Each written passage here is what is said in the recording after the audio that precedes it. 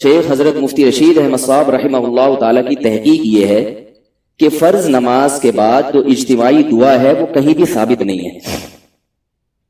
اجتماعی کیا، انفرادی بھی ثابت نہیں ہے ہاتھ اٹھا کے، جو ان کی تحقیق ہے. جو ہم فرض کے بعد اجتماعی دعا مانگتے ہیں نا، یہ بھی ثابت نہیں ہے. ان کی تحقیق بتا رہا ہوں آپ کو. اور فرض کے بعد رفع الیدین کر کے انفرادی دعا بھی ثابت نہیں. ایک روایت ہے اس میں ضعیف ہے، اور اگر اس کو مان لیا جائے صحیح تو زندگی میں ایک آدھ مرتبہ آپ نے کیا یہ کام.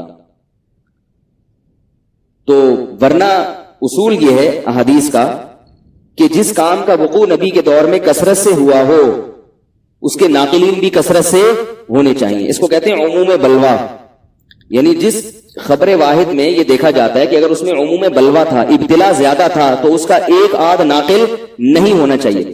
اگر نبی صلی اللہ علیہ وسلم کے دور میں فرض نماز کے بعد اس طرح سے دعا کا رواج ہوتا جو ہمارے ہاں ہندوستان، پاکستان اور بنگلہ دیش میں رائج ہے، تو اس بارے میں کچھ روایتیں یقیناً ہوتی، اور بلکہ کچھ کیا کثرت سے روایتیں ہوتی.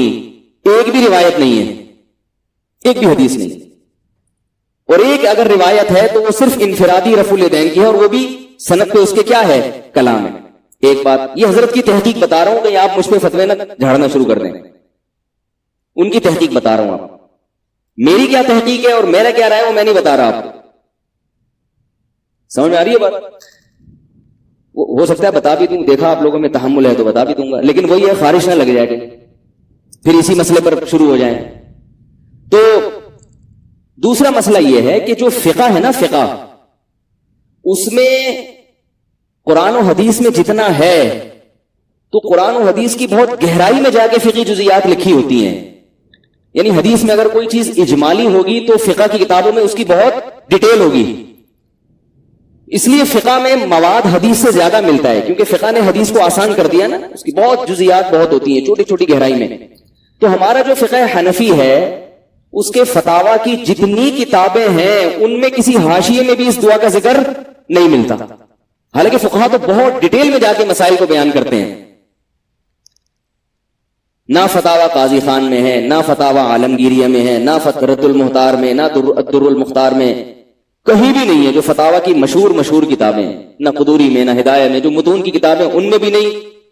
جو فقہ حنفی تو عربی میں ہے نا اصل میں، اردو کتابیں تو بعد میں لکھی گئی ہیں، اور اردو کتابوں میں حوالے تو عربی ہی کتابوں کے ہوتے ہیں، وہ خود سے تھوڑی کچھ لکھتے ہیں.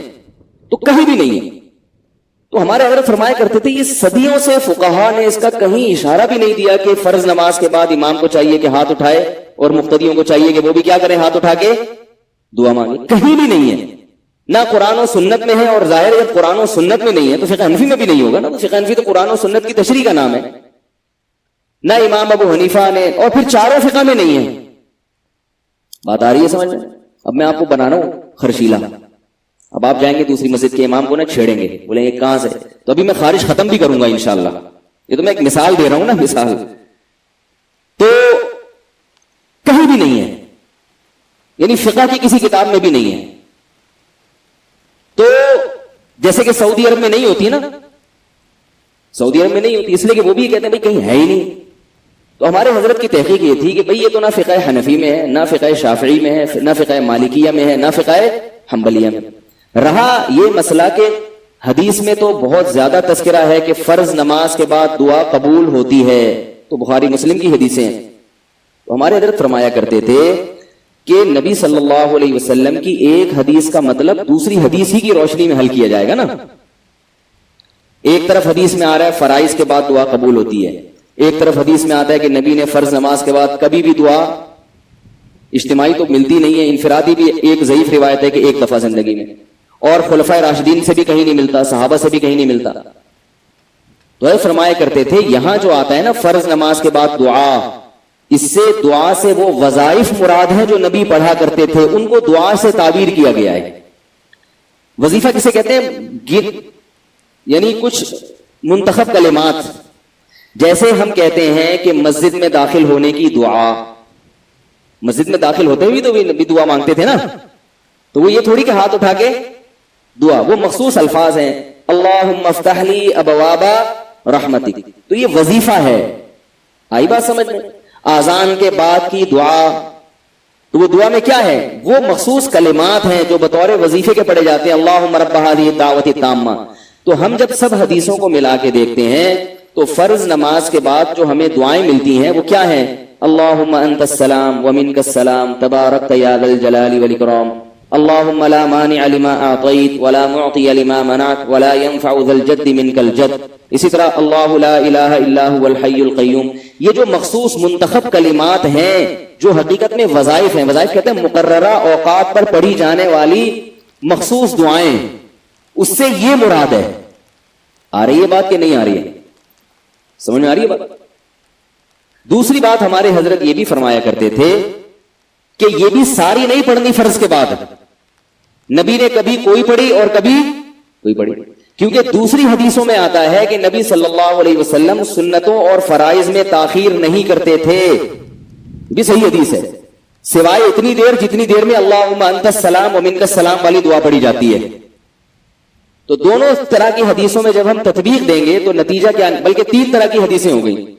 ایک وہ حدیثیں جن میں آتا ہے کہ فرض نماز کے بعد دعائیں قبول ہوتی ہیں، دوسری وہ حدیثیں جن میں آتا ہے کہ فرض نماز کے بعد آپ صلی اللہ علیہ وسلم یہ مخصوص کلمات پڑھتے تھے، تیسری وہ حدیثیں جن میں آتا ہے کہ فرض نماز کے بعد آپ صلی اللہ علیہ وسلم تاخیر نہیں کرتے تھے۔ تو تینوں قسم کی حدیثوں کو ملائیں گے، اور پھر فقہ کی کتابوں میں بھی یہ مسئلہ اس طرح لکھا ہے، فتاوی عالمگیریہ میں لکھا ہے کہ امام کو چاہیے کہ اللہم انت السلام ومنک السلام کے بقدر بیٹھے اور اس کے بعد کھڑے ہو کر سنتوں میں مشغول ہو جائے۔ تو جو فقہ حنفی کو فالو کرتے ہیں اس میں تو صاف لکھا ہے کہ امام صرف اتنا کرے گا، سلام کے بعد بیٹھے گا اتنی دیر اور کھڑے ہو کر پھر کیا کرے گا؟ سنتوں میں مشغول۔ تو قرآن و حدیث کی دو تشریح ہمارے حضرت کر رہے ہیں، فقہ حنفی میں بھی کیا ہے؟ وہی تشریح، فقہ شافعی میں بھی وہی تشریح۔ تو یہ بڑی مضبوط بات بن جاتی ہے کہ جب تمام حدیثوں کو آپ ملائیں تو پتہ یہ چلا کہ حدیثوں میں جو آتا ہے فرض نماز کے بعد جو لمبی دعاؤں کا آتا ہے اس سے مراد فرض نماز تکمیل کے ساتھ، اور فرض کی تکمیل کب ہوتی ہے؟ سنتوں کے ذریعے۔ تو لمبی دعائیں مانگنی ہے، رفع الیدین کرنا ہے تو فرض کے بعد آپ سنتوں میں جلدی مشغول ہو جائیں، باقی وظائف آپ کب کریں گے؟ سنتوں کے، آ رہی ہے بات پڑھیں گے وہ وظائف۔ اس طرح سے تمام روایتوں میں تطبیق ہو جاتی ہے، ورنہ اجتماعی دعا پر تو کوئی بھی روایت نہیں ہے فرائض کے بعد، کہیں بھی نہیں ہے۔ اب ہوتا یہ ہے کہ ہم لوگ چونکہ ایک مسئلے کو دیوبندیت کا معیار بنا لیتے ہیں کہ بھئی ہمارے چند بزرگوں نے یہ لکھ دیا یا کر لیا، تو اب پھر ہم اس کو دفاع میں زمین آسمان کے قلابے ملا دیتے ہیں۔ یہ طریقہ ہمارے بزرگوں کا نہیں ہے۔ ایک صاحب مجھے کہنے لگے کہ آپ نے یہ بات کہی ہے، حالانکہ یہ بات تو حضرت فلاں دامت برکاتہم نے ہمارے ہی بزرگوں کا نام لیا، وہ تو نہیں کہتے یہ بات، اس کا مطلب ہے آپ کا کوئی نیا مسلک ہے۔ میں نے کہا ایسا نہیں ہے، میں نے کہا وہ جن بزرگ کا آپ حوالہ دے رہے ہیں انہوں نے جو بات کہی ہے ان کے استاذ نے تو یہ بات نہیں کی، اس کا مطلب ان بزرگ کا مسلک بھی چینج ہو گیا تھا۔ تو بھائی اگر کوئی اپنے کسی بزرگ سے کسی مسئلے میں اختلاف کر لیتا ہے تو اس سے نہ وہ ان بزرگوں کی فہرست سے خارج ہوتا ہے، نہ کوئی مسلک چینج ہوتا ہے، یہ تو علماء میں ہمیشہ سے چلا آ رہا ہے، یہ تو ہوتا ہے، یہ تو علمی اختلاف ہوتا ہے۔ تو اب میں جو اصل بات بتانا چاہ رہا تھا کہ بھئی ایک میں نے بہت مختصر دلائل دیے ہیں۔ تو ایک صاحب نے مجھے کہا کہ نہیں، فرض نماز کے بعد اجتماعی دعا ثابت ہے، اسے پہ فلاں مولوی صاحب نے پوری کتاب لکھی ہے۔ میں نے کہا ثابت نہیں ہے اس لیے کتاب لکھی ہے، ثابت ہوتا تو ایک حدیث کا حوالہ دے دیتے یا فقہ کی کسی کتاب کا حوالہ دے دیتے۔ میں فقہ کی کتاب کو حدیث پہ ترجیح نہیں دیتا، فقہ میں ہم دیکھتے ہیں کہ کہیں بھی ایسا نہیں ملتا کہ حدیث کے خلاف جا رہی ہو، لوگوں کی فہم ناقص ہوتی ہے، ان کو وہ فقہ کی عبارت حدیث کے خلاف لگتی ہے، ہوتی نہیں ہے، اور اگر فقہ کی کوئی عبارت حدیث کے خلاف ہوتی ہے تو اس پہ ہمارے مشائخ پہلے اس کے خلاف فتویٰ دے چکے ہوتے ہیں، وہ فقہ حنفی کا پھر حصہ نہیں ہوتی۔ فقہ کی ہر کتاب کا ہر مسئلہ فقہ حنفی نہیں ہوتا، مفتہ بھی ہی قول ہوتا ہے فقہ حنفی جس میں فتویٰ دیا جاتا ہے۔ تو اب جو میں اصل بات بتانا چاہ رہا تھا، ہمارے حضرت کی یہ تحقیق تھی، اور اس تحقیق کو ہندوستان کے بہت سے بڑے بڑے علماء نے مانا بھی۔ حضرت مولانا اشرف علی تھانوی رحمہ اللہ تعالیٰ کے جو آخری خلیفہ، آخری تو نہیں بہت یعنی آخری خلفاء میں سے ایک تھے، مولانا ابرار الحق، وہ بھی فرض نماز کے بعد دعا کے قائل نہیں، وہ بھی حکیم الامہ کے اجل خلفاء میں سے تھے، بلکہ انہوں نے تو بعض علماء سے ملاقات اس لیے چھوڑ دی کہ بھائی جب تمہاری بھی یہ تحقیق ہے کہ فرض کے بعد اجتماعی دعا ثابت نہیں ہے تو تم کیوں مانگتے ہو، اس وجہ سے انہوں نے ملنا چھوڑ دیا اس مسئلے میں اتنے، حالانکہ وہ بھی حکیم الامہ کے خلفاء میں سے تھے۔ حضرت مفتی محمد شفیع صاحب رحمہ اللہ تعالی جو مفتی اعظم پاکستان تھے، انہوں نے نماز کے بعد دعا پر ایک رسالہ لکھا ہے، اس میں بھی انہوں نے یہ لکھا ہے کہ یہ دعا ثابت بھائی دارالعلوم کے بانی جو تھے نا حضرت مفتی محمد شفیع صاحب رحمہ اللہ تعالیٰ, انہوں نے بھی یہ لکھا ہے. تو ہمارے حضرت کی بھی تھے اور بہت سے علماء ان کے ساتھ تھے اس مسئلے میں. اب میں آپ کو جو اصل بات بتانا چاہ رہا ہوں, حضرت نے ایک تحقیق لکھی, پورا رسالہ لکھا, بات ہو گئی, اور حضرت نے اپنے مدرسے میں یہ کیا کہ اس کو بند کر دیا. میں نے وہاں 3 سال امامت کی ہے دارالافتاء والارشاد میں. 3 سال میں ایک مرتبہ بھی فرض نماز کے بعد ہاتھ نہیں اٹھایا, انفرادی میں بھی نہیں اٹھایا. حضرت کی طرف سے پابندی تھی کہ نہیں اٹھا سکتے آپ. لیکن حضرت نے یہ کبھی نہیں کہا کہ جا کے دوسرے مولویوں کو پن کرو. آئیو سمجھ, ان کو بولو یہ ثابت نہیں ہے تو آپ کیوں کرتے ہیں. بات آ رہی ہے؟ جو اصل بات میں سمجھانا چاہ رہا تھا نا وہ یہ, دیکھو کوئی مسجد کے امام تمہارے اگر کر رہے ہیں تو ان کو جا کے بتاؤ کہ یہ تو یہ لکھا ہوا ہے, آپ یہ کیوں کر رہے ہیں. حضرت فرماتے جو جیسے کر رہا ہے اس کو کرنے دو. یہ میری تحقیق لکھی ہوئی ہے, جس نے پڑھنی ہوگی پڑھ لے, نہیں پڑھنی تو ہم کو پولیس تھوڑی ہے. کیا خیال ہے؟